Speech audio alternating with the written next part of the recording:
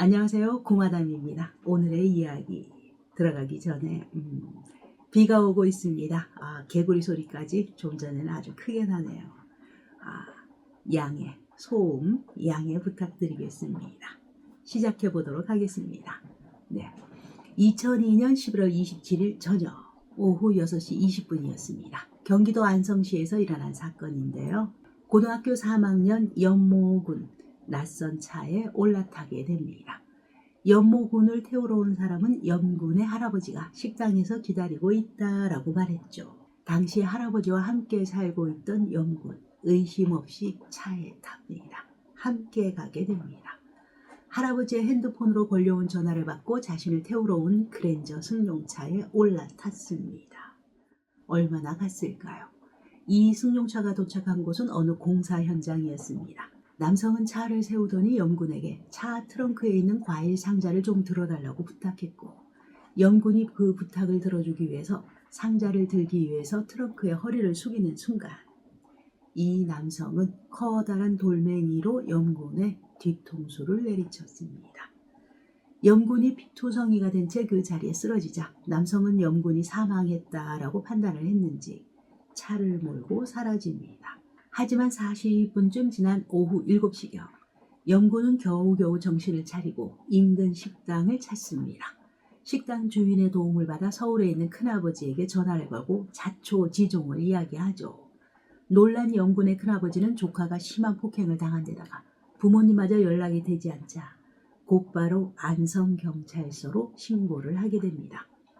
큰아버지는 서울에 살기 때문에 부모님 댁에 가볼 수가 없기 때문이죠. 신고를 받고 즉시 안성의 한 주택을 찾아간 경찰 깜짝 놀랍니다. 2층으로 올라간 경찰관들의 눈에 참혹한 범행 현장이 펼쳐져 있습니다. 2층 바닥에는 모두 3명의 어른이 쓰러져 있었는데 전직 안과 의사인 집주인 73세 연모씨, 그의 아내 69세 윤모씨, 그리고 79세 처형이었습니다. 이 세 사람 모두 머리에 피를 흘린 채 숨져 있었고 현장에서는 피 묻은 야구 방망이가 나뒹굴고 있었습니다. 이 야구 방망이는 손잡이 부분이 부러져 있어 범인이 얼마나 강하게 피해자들을 내리쳤는지 알 수 있었습니다. 짐작할 수 있었습니다. 현장에서는 또 이불들이 불에 그을린 흔적도 발견됐는데 범행을 은폐하기 위해서 미리 준비한 신호를 이불에 뿌리고 담뱃불을 붙여서 불을 지르려 한 것으로 보였습니다. 경찰은 사건 현장에서 발견한 은행 통장에서 은행 계좌에서 이날 낮에 엄씨 부부가 현금 3억을 인출했다는 것, 그런데 이것이 감쪽같이 사라진 것을 확인하게 되고 강도 살인사건임을 직감하게 되죠.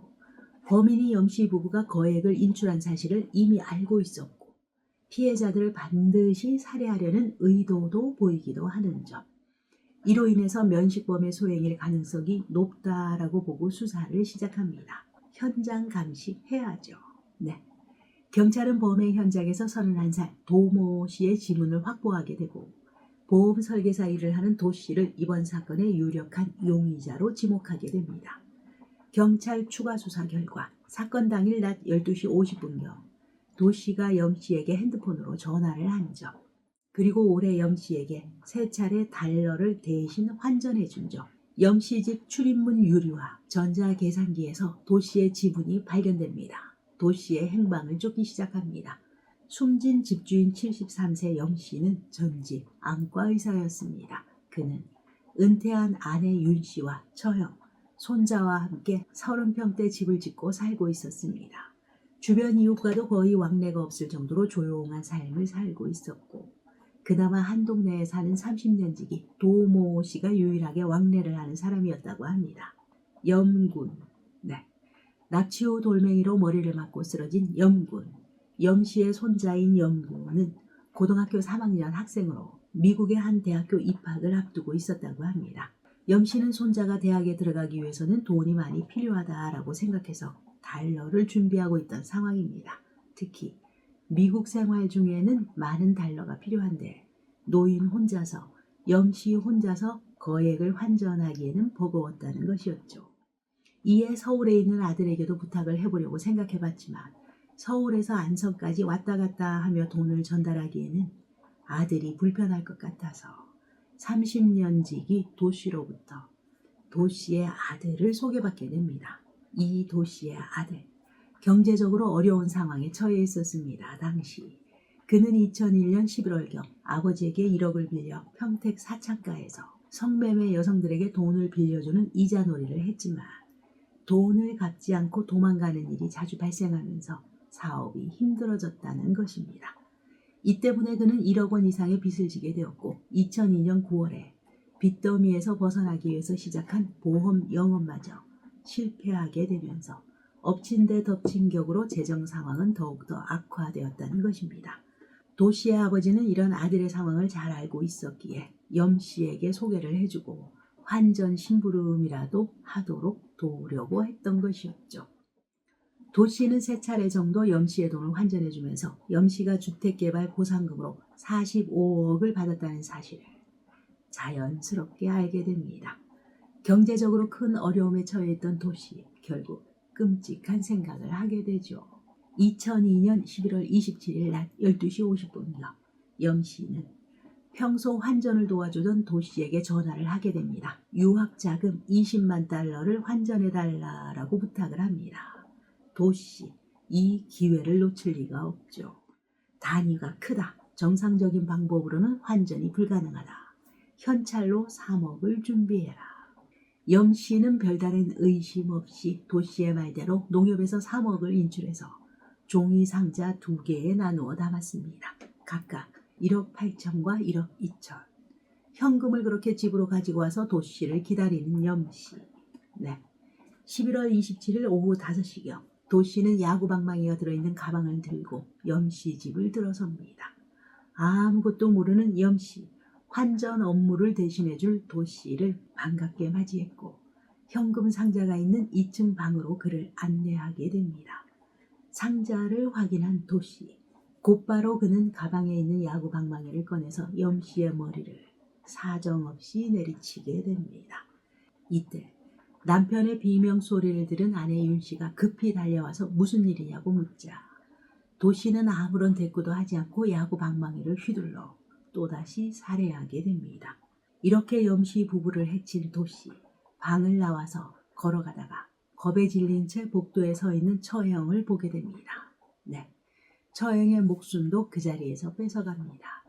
이렇게 3사람의 생명을 빼앗아가는데 채 5분도 걸리지 않았습니다. 범행을 저지르고 난 도씨는 범행 흔적을 없애기 위해서 동네 상가를 돌아다니며 신호를 산 뒤 다시 염씨 집으로 돌아와 염씨 부부 사체를 이불로 덮고 신호를 뿌리고 담뱃불로 불을 붙였습니다. 하지만 생각처럼 불이 잘 붙지는 않았습니다. 그러나 사람을 죽였으니 마음이 급합니다. 도씨는 누군가 비명소리를 듣고 찾아오지 않을까라는 생각에 서둘러 현금 상자를 챙겨서 현장을 빠져나갑니다. 그렇게 범행 현장을 빠져나오던 도씨, 또 다른 한 사람이 머릿속에 떠오르게 됩니다. 평소 도씨가 할아버지의 환전 심부름을 하고 있다는 사실을 잘 알고 있던 손자 염군이었습니다. 오후 6시 20분경 도씨는 숨진 염씨의 휴대전화로 손자 염군에게 전화를 걸어서 만나게 됩니다. 그리고는 할아버지가 기다리고 있다며 승용차에 태워서 안성시 원곡면 땡땡리 인근 공사 현장으로 데려갑니다. 현장에 도착한 도씨는 염군에게 트렁크에 있는 상자를 꺼내달라고 말하고 염군이 상자를 들려는 순간 공사 현장에 있던 커다란 돌멩이로 머리를 가격한 것입니다. 그렇게 염군은 피투성이가 된 채로 그 자리에 쓰러졌고 이제 염군이 숨졌다라고 생각한 도씨 현장을 떠났습니다. 하지만 40분 뒤 겨우겨우 정신을 차린 염군은 근처 식당 사장에게 도움을 요청하죠. 염군은 희미한 의식을 부여잡고 사장의 핸드폰을 빌려 서울에 있는 큰아버지에게 전화를 한 뒤 바로 의식을 잃었고 119에 의해서 병원으로 옮겨지게 됩니다. 염군의 전화를 받은 염씨는 부모님에게 전화를 했으나 통화가 되지 않죠. 경찰에 신고를 하게 됩니다. 도씨는 어떻게 검거하게 되었을까요? 범행 다음 날 도씨는 아내 송씨에게 전화해 내가 염씨를 죽였고 현금 3억을 챙겼다라고 이야기합니다. 이 말을 들은 송씨는 놀란 것도 잠시 렌터카 업체를 운영하는 남동생에게 전화해서 남편이 도망갈 수 있도록 도와달라고 부탁하게 됩니다. 이 부탁을 들은 남동생 송씨, 자신의 친구 유모씨를 통해서 천안시에 도씨의 은신처로 사용할 만한 원룸을 찾아달라고 하죠. 또 도씨의 아내와 처남은 도씨에게 3억을 받아서 송씨의 집 보일러실과 근처 비닐하우스 바닥에다가 숨겨두게 됩니다. 이렇게 은신처가 생긴 도씨는 장기간 도피 생활이 될 것이라고 예상하고 원룸 안에 음식과 가전제품들을 모두 갖춰 놓습니다. 범행 닷새 뒤입니다. 12월 1일. 혼수 상태에 빠졌던 염군이 병원에서 깨어나면서 도씨가 이번 사건의 범인이라는 결정적인 증언이 확보됩니다. 의식을 회복한 염군에게 경찰이 도씨의 사진을 보여주자 염군은 소스라치게 놀라며 나를 승용차에 태워서 건설 현장에 데려가서 죽이려고 한 사람이라고 정확하게 지목하게 됩니다. 게다가 경찰은 사건 현장에서 발견된 지문 감식 결과가 도씨라는 점 최종 확인하게 되죠. 곧바로 공개수배로 돌려버립니다. 공개수배 하루 뒤 도주 중인 도씨가 천안에서 핸드폰을 사용한 사실을 알게 되고 천안으로 경찰이 급파됩니다. 천안 도심에서 도씨가 도피 장소로 쓸만한 숙박업소나 PC방 등을 경찰들이 샅샅이 뒤지고 다닙니다. 그러나 도씨의 행적은 묘연했습니다. 그런데 정말 우연히 그 주변 일대를 탐문하던 경찰에게 어느 부동산 사무소 관계자가 이상한 제보를 해옵니다. 특이하게도 원룸 계약을 한 당일날 이사를 바로 한 사람이 있다는 제보였습니다. 경찰은 급하게 원룸을 계약한 그 사람이 누군지 확인한 결과 도주 중인 도씨의 처남이라는 사실을 확인하게 됩니다. 곧바로 경찰 그 원룸 주변에서 잠복 근무에 들어갑니다. 12월 2일 밤 9시 50분쯤 PC방에서 게임을 마치고 자신의 은신처 원룸으로 돌아오던 도씨는 드디어 경찰에 잡히게 됩니다. 경찰 조사에서 도씨, 나 혼자 저지른 범행이라고 숨진 염씨가 평소 사람을 너무 막 부려먹어서 나를 막 부려먹어서 홧김에 살해했다라고 진술합니다.